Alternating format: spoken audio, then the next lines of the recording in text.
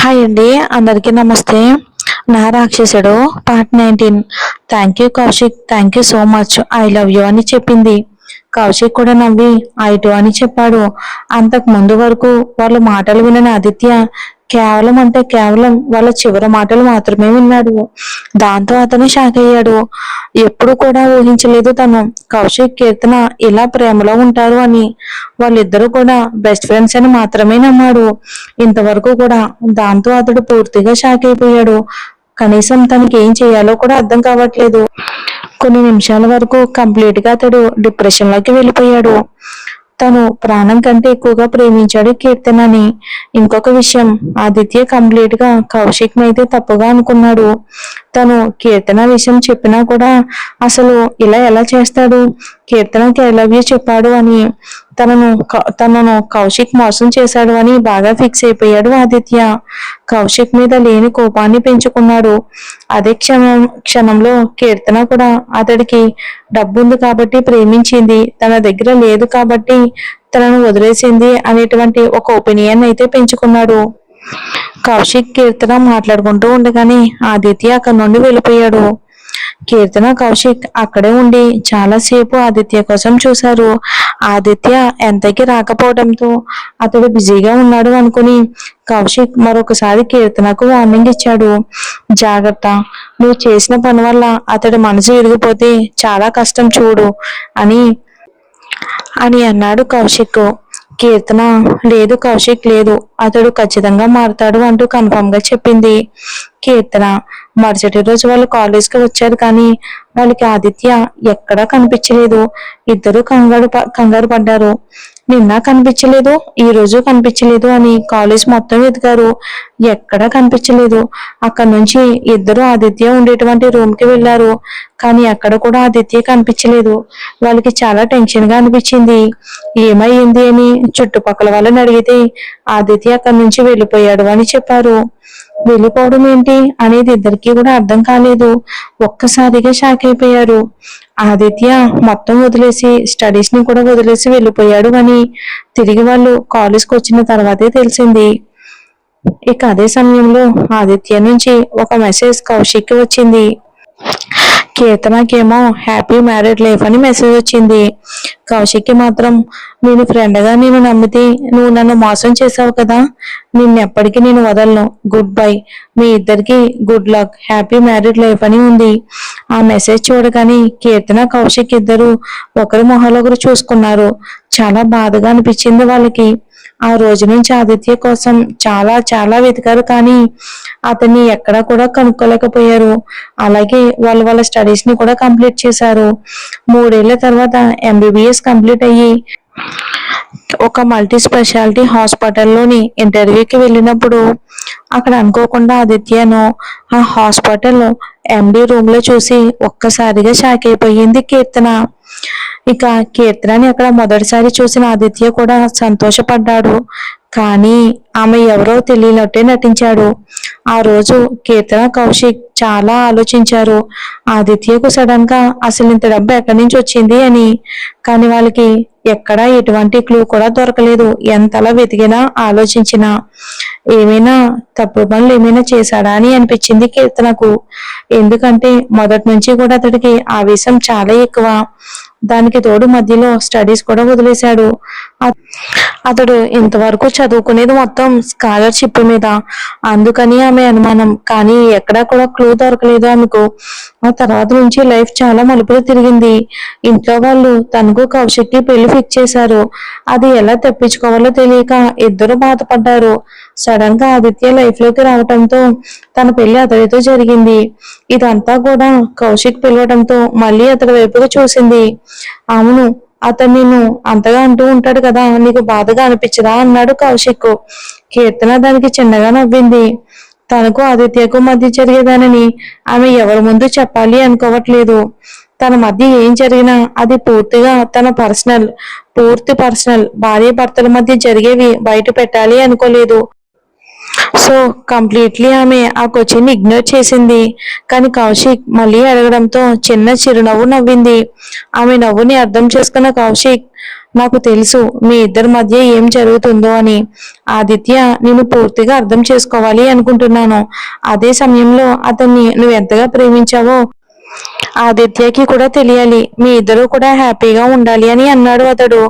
ఇక మరి కొంచెం సేపు కౌశిక్ తో మాట్లాడిన కీర్తన అక్కడి నుంచి తిరిగి తన ఇంటికి వెళ్ళిపోబోయింది. ఓకే కౌశిక్, వెళ్తాను అంటూ ఆదిత్య వచ్చే టైం అయ్యింది, లేకపోతే మళ్ళీ అనవసరంగా ప్రాబ్లం అయిపోతుంది అంటూ లేచి నిలబడి హ్యాండ్ బ్యాగ్ తీసుకుంది. ఆదిత్య అని అన్నాడు అలాగే ఆశ్చర్యంతో కౌశిక్. ఏంటి అన్నట్టు చూసింది కీర్తన. ఆదిత్య ఇక్కడే ఉన్నాడు అని. కౌశిక్ కొంచెం టెన్షన్ గా భయంగా ఉంటే వెనక్కి తిరిగి చూసిన కీర్తన ఆదిత్యని అక్కడ చూసి ఆశ్చర్యపోయింది. ఆదిత్య నవ్వుతూ ఇద్దరి వైపుకు చూసి, మీ ఇద్దరితో పాటు నేను కూడా జాయిన్ అవ్వచ్చా అని అన్నాడు. అతడి కళ్ళల్లో జెల్సీ స్పష్టంగా కనిపిస్తుంది. కౌశిక్ ఒక్క క్షణం టెన్షన్ పడ్డా, ప్లీజ్ ఆదిత్య కమాన్, ఇప్పుడు మేమిద్దరం ఇంటికి వెళ్ళాలి అనుకుంటున్నాము. పర్వాలేదు, నువ్వు మాతో పాటు కూర్చో. చాలా సంవత్సరాల తర్వాత ఫ్రెండ్ తో మాట్లాడే అవకాశం వచ్చింది అని అన్నాడు. ఇక కీర్తనకైతే చాలా టెన్షన్ గా అనిపించింది. నేను దగ్గరకు వచ్చేటప్పటికి మీ ఫ్రెండ్ టెన్షన్ గా అనిపిస్తుంది. మీ ప్రైవసీకి ఏమైనా భంగం కలిగిస్తున్నానేమో ఆలోచించుకోండి బాగాని అన్నాడు ఆదిత్య. ఒక క్షణం కీర్తన వైపుకు చూసి మళ్ళీ కౌశిక్ వైపుకు చూసి, ఆ మాటకి కీర్తన కళ్ళల్లో నీళ్ళు వస్తే కౌశిక్ కి బాధగా అనిపించింది. లేదా ఆదిత్య, నువ్వు కంప్లీట్ గా మమ్మల్ని మిస్అండర్స్టాండింగ్ చేసుకుంటున్నావు. మేమిద్దరం ఎప్పటి నుంచో బెస్ట్ ఫ్రెండ్స్. ఇప్పటి నుంచి కాదు, చిన్నప్పటి నుంచి కూడా మా మధ్య నా క్లోజ్నెస్ అనేది ఉంది, కానీ నువ్వు అనుకునేది ఏమీ లేదు అని అతడికి ఎక్స్ప్లెయిన్ చేయాలి అని చూశాడు కౌశిక్. ఆదిత్య ఇద్దరి వైపుకు కోపంగా చూశాడు. ఎంత వద్దు అనుకున్నా అతడి కళ్ళల్లో కోపం చాలా స్పష్టంగా తెలుస్తుంది. ఆదిత్య పూర్తిగా నేను చెప్పేది విను అంటూ కౌశిక్ నచ్చ చెప్పాలని చూశాడు ఆదికి. నువ్వు అనుకున్నట్టు మా మధ్య ఏమీ లేదు అంటూ ఆదిత్య అతన్ని కోపంగా చూస్తూ, అవునా, అయితే సరిగ్గా నాకు అర్థమయ్యేటట్టు చెప్పు మరి. మరి మిమ్మల్ని ఎలా అర్థం చేసుకోవాలో అని. ఒకరేమో నన్ను మోసం చేసిన ఫ్రెండు, ఇంకొకరేమో భర్తని మోసం చేసిన భార్య. ఇక నేను ఎలా అర్థం చేసుకోవాలి అని. కానీ అతడి మాటలకు కీర్తనకి కోపం వచ్చింది. ఆదిత్య ప్లీజ్, మనం బయట ఉన్నాము, 10 మంది మన చుట్టూ ఉన్నారు, కొంచెం ఆలోచించి మాట్లాడు. నిజంగా నువ్వు అనుకునేది కాదు అంటూ అతడికి నచ్చ చెప్పాలని చూసింది కీర్తన. షటప్ అని అన్నాడు ఆదిత్య గట్టిగా. ఆమె చెయ్యి పట్టుకుని అతడి దగ్గరికి లాగాడు. చుట్టూ ఉన్న వాళ్ళు వాళ్ళని చూస్తూ ఉంటే కీర్తన ఆదిత్య వైపుకు బాధగా చూసింది. ఆదిత్య ప్లీజ్, నేను చెప్పేది విను అంటూ కౌశిక్కి కూడా చాలా బాధగా అనిపించింది. ఆదిత్య ప్లీజ్, ఒకసారి నేను చెప్పేది విను అని అంటుంది. అయినా ఇక్కడికి రావటానికి నువ్వెవరు అని అన్నాడు కోపంగా అతడు. కీర్తన కౌశిక్ వైపుకు చూసి, నువ్వు వెళ్ళిపో అని చెప్పింది కౌశిక్ ని. కౌశిక్ వాళ్ళిద్దరి వైపుకు బాధగా చూసి వెళ్ళిపోయాడు. ఆదిత్య మాత్రం చాలా కోపంగా ఆమెను కారులోకి తీసుకుని వెళ్ళి అలాగే ఆమెను పడేసి ఒక రూమ్ లో బంధించాడు. ఈ రోజు నుంచి నువ్వు ఎక్కడికి వెళ్ళడానికి వీల్లేదు. రూమ్ కి లాక్ వేసేశాడు. కీర్తన అలాగే ఏడుస్తూ ఉంది. ఉదయం వెళ్ళిన వాడు అసలు మళ్ళీ తిరిగి రాలేదు. ఉదయం నుంచి ఆమె అసలు తిండి నిద్ర లేక అలాగే రూమ్ లో పడి ఎప్పటికో నిద్రపోయింది. అర్ధరాత్రి ఆదిత్య బాగా తాగి ఇంటికి వచ్చాడు.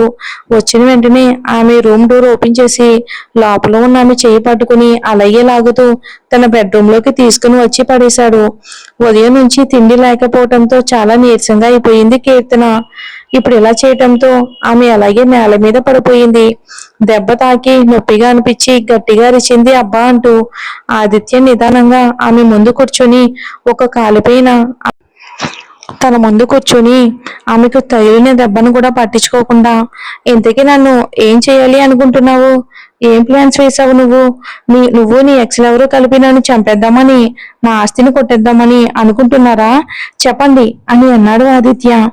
కీర్తనకి ఏమీ అర్థం కాక ఏడుస్తూ అతడి వైపుకు చూసింది బాధగా. ఏం పిచ్చి పిచ్చిగా మాట్లాడుతున్నావు ఆదిత్య?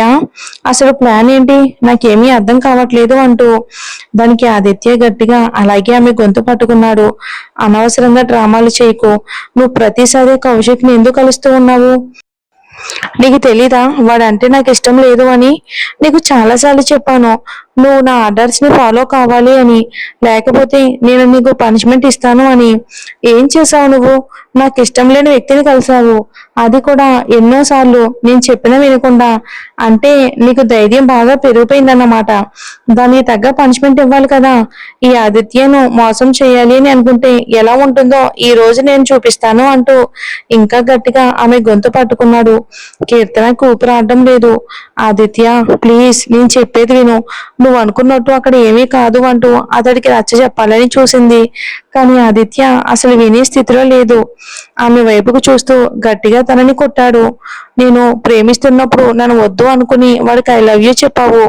ఇప్పుడు నేను తాళి కట్టిన తర్వాత కూడా నన్ను వదిలేసి మళ్ళీ వాడి పక్కనే కూర్చుని ఛే నేనేమనుకోవాలి అని అంటే కీర్తన ఏడుస్తూ అతడి వైపుకు చూసింది. ప్లీజ్ ఆదిత్య, నా మాట విను అంటూ కష్టంగా అతడికి చెప్పాలి అని చూస్తూ ఉంది. అతడి చేతివేళ్లు తన చెంపపై స్పష్టంగా కనిపిస్తూ ఉన్నాయి. ఆదిత్య అలాగే ఆమె వెనకాల జుట్టు పట్టుకుని, నువ్వు కాదు, ఈ రోజు నేను చెప్తాను, నువ్వు విను. ఈ రోజు నుంచి నేను పూర్తిగా భర్తని అధికారాన్ని వినియోగించుకుంటాను. ఇంతవరకు నేను ముట్టుకోలేదు కదా, నేను ఎందుకులే నేను ఇబ్బంది పెట్టడం అనుకున్నాను. కానీ నేను ఇలాగే వదిలేస్తే నువ్వు ఇంకొకసారి నన్ను మోసం చేస్తావు. నాకు ఈ రోజు నువ్వు పూర్తిగా కావాలి. నీ భర్తగా నేను పూర్తిగా సొంతం చేసుకునే హక్కు నాకుంది అని అంటూ ఆమె వైపుకి చూస్తూ భుజం దగ్గర పిన్నిని విసురుగా తీశాడు. ఒక్కసారిగా చాలా భయపడిపోయింది కీర్తన. ఆమెకు చాలా కష్టంగా ఉంది. కళ్ళల్లో నుంచి ఏడుపు వచ్చింది. ఆదిత్య తనని ముద్దు పెట్టుకున్నాడు. తనకి ఏమాత్రం ఊపిరి అందడం లేదు. అతడు ఎంతలా తాగేసి ఉన్నాడు అంటే ఆమె స్థితి ఆమెకేమీ కనిపించడమే లేదు. అక్కడ తన పరిస్థితి. కీర్తన కొంచెం గట్టిగా అతని చేతిలో నుంచి తనని విడిపించుకోవాలి అని చూసింది. ఆదిత్య ప్లీజ్ అని అన్నా సరే అస్సలు ఆమె మాట వినిపించడం లేదు ఆదిత్యకి. ఇక గట్టిగా కీర్తన జుట్టు పట్టుకుని తన దగ్గరికి లాగానే ఒక్కసారిగా కీర్తన స్పృహ తప్పి అక్కడే కింద పడిపోయింది గోడకు తగులుకుని. ఆమెను అలా చూడగానే ఆదిత్యకు చాలా టెన్షన్ గా అనిపించింది కీర్తన పరిస్థితి చూసి. అతడికి ఎక్కడ లేని భయం, బాధ అన్నీ వచ్చేసాయి. వెంటనే కీర్తన దగ్గరికి వచ్చి కీర్తన అంటూ చెంపల మీద చేతులు వేసి తడిమాడు. ఆమె దగ్గర నుంచి ఎటువంటి సౌండ్ రాలేదు. వెంటనే ఆమెను తీసుకుని వెళ్ళి బెడ్ మీద పడుకోబెట్టి టెన్షన్ గా, భయంగా తన వైపుకు చూస్తూ ఫస్ట్ ఎయిడ్ బాక్స్ తీసుకుని వచ్చి డ్రెస్సింగ్ చేశాడు. అంటే గోడకు తగిలి పడిపోయింది కదా అందుకు. ఇక అసలు స్పృహ పూర్తిగా కాకపోయినా కొద్దిగా స్పృహలోకి వచ్చింది. అతడికి ఎందుకో కళ్ళల్లో ఏడుపు వస్తుంది. కీర్తన ప్లీజ్, నేను చిన్నగా భయపెడదామని అనుకున్నాను, కావాలని కాదు, ప్లీజ్ అని అంటూ ఆమె వైపుకు చూస్తూ ఉన్నాడు అతడు. అది ప్రేమ, అనుమానం అన్నమాట. చూద్దాం మరి ఎప్పుడు తెలుసుకుంటాడో ఏంటో ఆదిత్య.